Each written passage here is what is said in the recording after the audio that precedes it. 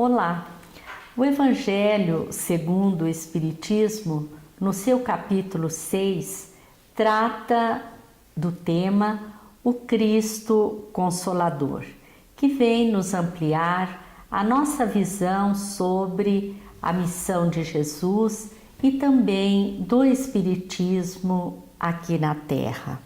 Para nos falar sobre o Cristo de retorno aos nossos corações, está conosco Maria Helena Marcon. É uma alegria muito grande, Malena, ter você aqui conosco, viu? Sempre um prazer. A Malena, como a chamamos carinhosamente, é a diretora do Departamento de Comunicação Social da Federação Espírita do Paraná e também coordenadora do excelente trabalho Momento Espírita, realizado pela Federação Espírita do Paraná. E nós aproveitamos para lembrar que o Momento Espírita será apresentado após a entrevista que faremos com Malena. Malena, Allan Kardec publicou o Evangelho segundo o Espiritismo como a terceira obra da codificação. Existe algum motivo para esse fato? Com certeza. Vejamos que em 1857 ele dá à luz o Livro dos Espíritos. É quando nasce a doutrina espírita, quando ela aparece como doutrina na face da Terra. A preocupação seguinte dele foi estabelecer diretrizes, normas seguras para esse contato com os espíritos. E por isso, em 1861, ele publica o Livro dos Médiuns. Por que agora preocupar-se com exatamente algo que tem muito a ver com a questão religiosa? Isso parte de uma orientação espiritual. Eles dizem ao codificador que chegou o momento dele mostrar ao mundo exatamente o que é a doutrina espírita. E ali é que vai então toda essa parte que envolve o Cristo, seus atos, seus feitos. Se para o Livro dos Espíritos, Allan Kardec contou com o auxílio de 10 médiuns e inúmeros espíritos na sua elaboração, como que o Evangelho segundo o Espiritismo foi elaborado? Vejamos que para a elaboração do Evangelho segundo o Espiritismo, o codificador isolou-se. Ele foi para uma região litorânea, Santo Andrés. Foi lá e havia 2 motivos. Um dos motivos, ele estava precisando recuperar-se de um problema de saúde.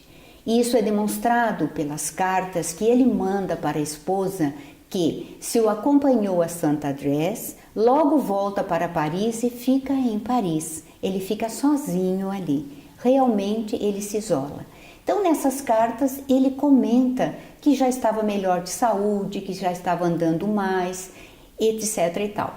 E o outro motivo foi uma orientação espiritual. Os espíritos lhe disseram: precisamos de você isolado, precisamos de você totalmente ao nosso dispor, no sentido de que ele se desvinculasse de todas aquelas preocupações com a Sociedade Parisiense de Estudos Espíritas. Todos aqueles que trabalhamos nas instituições espíritas e principalmente na parte administrativa, sabemos o quanto de preocupações gera. Então os espíritos pedem que ele se isole, porque ele precisa estar pleno. Eles dizem exatamente assim: nós te precisamos pleno para nós. E é ali então que ele escreve o Evangelho segundo o Espiritismo. E lembrando que em o Evangelho segundo o Espiritismo também existem as anotações do codificador, mas existem muitas mensagens de vários espíritos vindas através de médiuns diferentes. Malena, algum espírito em especial acompanhou esse ou comandou esse trabalho de Allan Kardec? Sem nós falarmos que todo o aparecimento da doutrina espírita foi comandado pelo Espírito de Verdade, nós temos uma informação preciosa. É de uma jovem que foi a Paris com o objetivo de conhecer o codificador.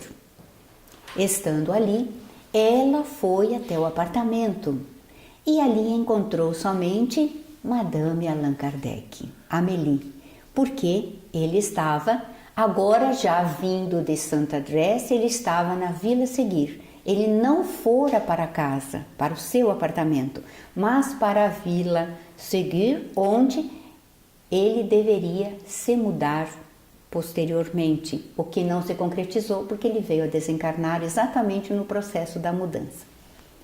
Mas então, essa jovem é recebida por Amélie e ela disse que viera para conhecer o senhor Allan Kardec. Na conversa, Amélie diz assim: você não diz que é médium? Você não gostaria de tentar ver onde ele está e o que está fazendo? E ela diz: posso tentar. E é descrito, na verdade, um processo de segunda vista, porque ela diz: eu o vejo, e descreve a casa. Uma casa de 2 andares, ele está no térreo, uma sala muito ampla, com várias janelas que dão para o jardim. Ele está ali trabalhando. Aí ela tem uma questão mediúnica agora, porque agora ela vê os espíritos. Ela diz: vejo vários espíritos que estão com ele. Muitos o assessoram. E continua: um deles em especial, que parece maior do que todos os outros, porque todos o reverenciam. Então, temos ali com certeza o Espírito de Verdade nesse processo de o Evangelho segundo o Espiritismo sendo escrito pelo nosso codificador. E quem seria esse espírito que recebeu essa denominação de o Espírito de Verdade? Se nós compulsarmos os Evangelhos, desde o momento que Jesus diz: jamais vos deixarei órfãos, vou à frente preparar-vos o lugar. Depois ele promete o Consolador: se me amais, cumpri os meus mandamentos. Eu rogarei ao Pai, ele vos enviará o Consolador, que o mundo não conhece, mas virá a conhecer, e ele ficará eternamente convosco. O Espírito de Verdade. Então, quando nós compulsamos, por exemplo, o capítulo 6º de O Evangelho segundo o Espiritismo, o Cristo Consolador, nós vamos lendo e o que nós observamos é Jesus se apresentando. Venho como outrora aos transviados filhos de Israel. Ele volta. Sou o médico das vossas almas.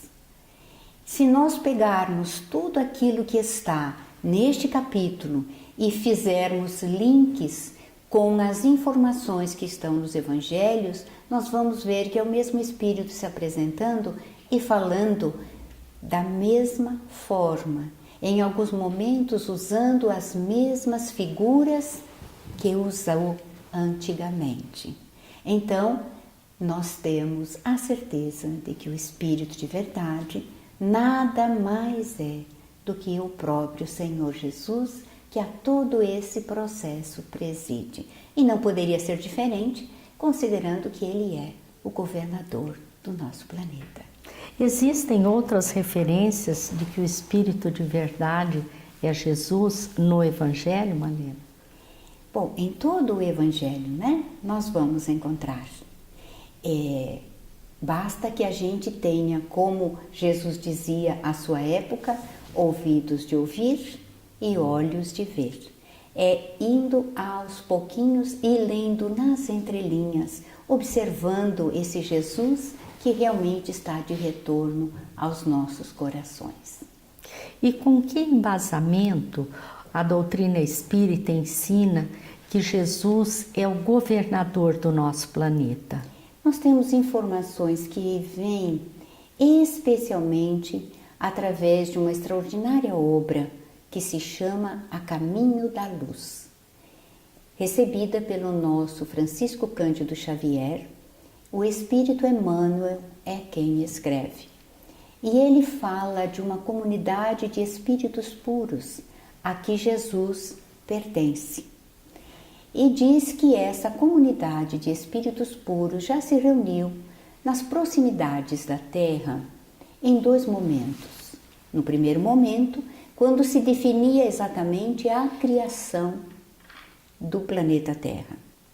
E no outro momento, quando se definia a vinda de Jesus a este planeta, que encarnou uma única vez, considerando que ele era um espírito puro antes da formação da própria Terra. Então, temos ali a informação de que, numa linguagem poética, inclusive, que Emmanuel traz, ele diz que Jesus entregou a bola de fogo, que Deus entregou uma bola de fogo nas mãos de Jesus para que a moldasse e a preparasse para que os homens viessem em posse. Então, ele é o responsável. Não esqueçamos que está no Evangelho: eu sou o bom pastor. E nenhuma das ovelhas que o Pai me confiou se perderá. Ele é responsável por todos nós. Ninguém nasce nesta terra ou renasce sem que ele autorize. Ainda assim, o que teríamos mais a dizer nesse processo? Vamos adiante e temos a informação de que em certo momento um planeta de um outro sistema solar, que nós conhecemos na Terra como Cabra, Cocheiro ou Capela, estava passando por todo um processo de transformação, exatamente aquele que a Terra agora passa, de um planeta de provas e expiações para um mundo de regeneração. Um processo lento, não se dá da noite para o dia. Temos ali os séculos para isso. Mas aquele planeta passava por esse processo e havia ali milhares de espíritos que não se adaptavam, que não desejavam se adaptar àquela nova realidade. Então, eles são retirados dali. Então, o Cristo planetário, o Cristo daquele planeta, conversa com o nosso Cristo planetário, Jesus, que autoriza e se dispõe a receber aqui aquelas milhares de almas. São elas que vêm para animarem aqui os corpos dos grandes antropóides inicialmente, dando início aos 4 grandes grupos: o povo da Índia, o povo do Egito, o povo de Israel e os arianos, que se espalharam por toda a Europa. E eles traziam conhecimento, né, Maria? Eles tinham um grande conhecimento. Por isso é que eles vinham com uma dupla missão. Eles vinham em expiação, sim, porque deixavam um planeta que havia superado as questões do trabalho braçal, por exemplo, e eles vinham encarnar num planeta que era um planeta primitivo na época. Imagine o grande problema que eles tiveram a enfrentar. Mas eles traziam um grande conhecimento em termos de ciência e por isso tinham como missão impulsionar o progresso desta nova terra, que foi o que fizeram.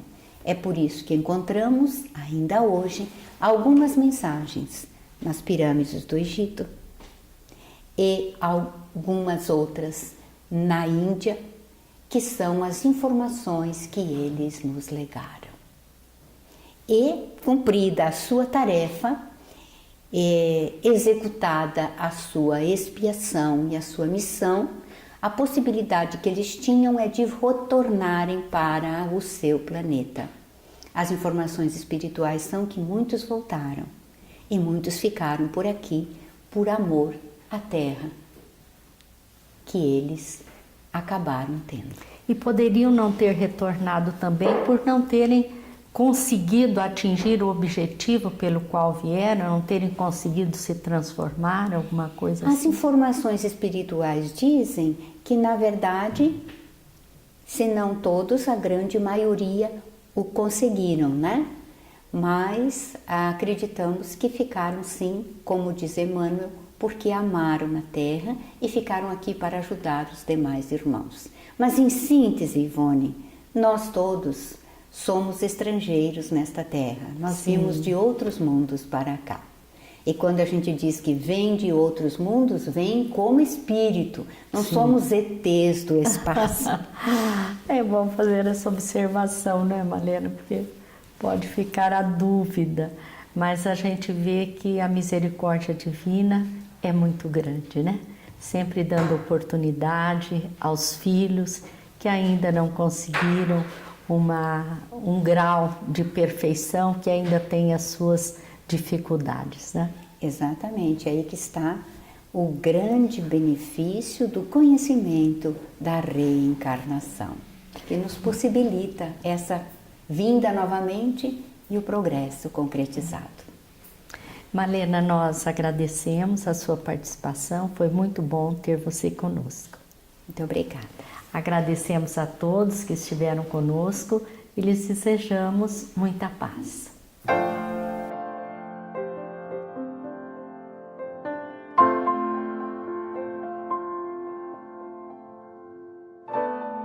Davi é uma das esculturas mais famosas do autor renascentista Michelangelo. O trabalho, uma estátua de mármore que mede 5 metros e 17 centímetros de altura, retrata o herói bíblico com realismo anatômico impressionante, sendo considerada uma das mais importantes obras desse período da história das artes. A escultura imponente se encontra em Florença, Itália, cidade que originalmente encomendou a obra. Michelangelo levou 3 anos para concluí-la, em 1504.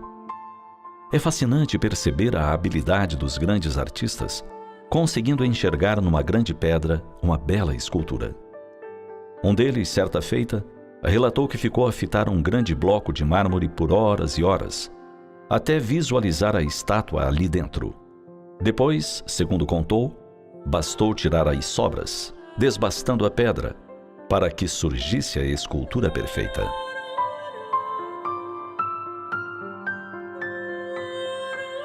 Inspirados na sabedoria dos grandes mestres, podemos levar esse entendimento para nossas vidas. Imaginando que nossa alma é nossa grande obra, a grande escultura que precisamos a formosear, entenderemos que a técnica desses artistas é genial.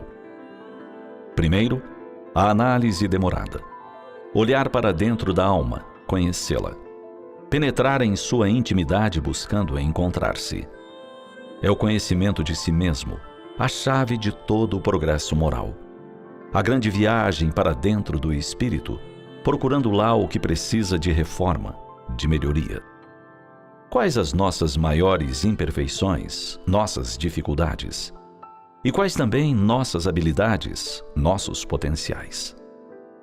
Estabelecendo o que precisa ser retirado, encontrando as sobras da rocha do espírito, começamos então o trabalho de esculpir a alma.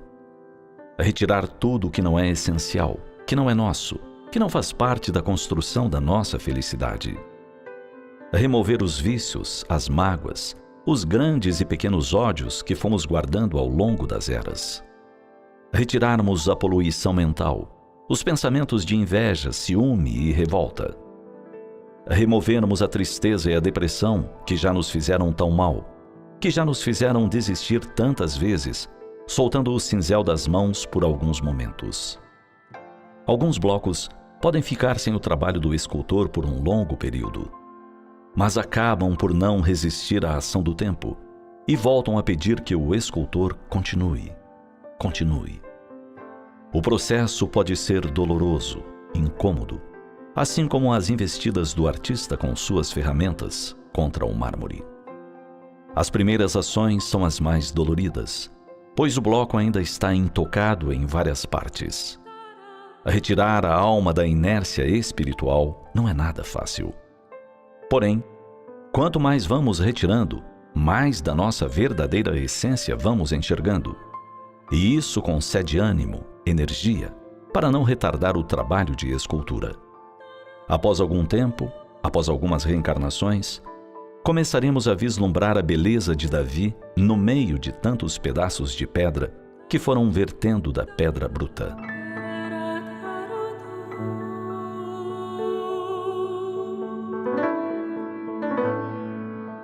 É assim que esculpimos a alma, nossa grande obra-prima, que inicia sua jornada na simplicidade e na ignorância, e que a devemos concluir na perfeição, na felicidade. Nossa alma, nosso Davi, nossa grande obra.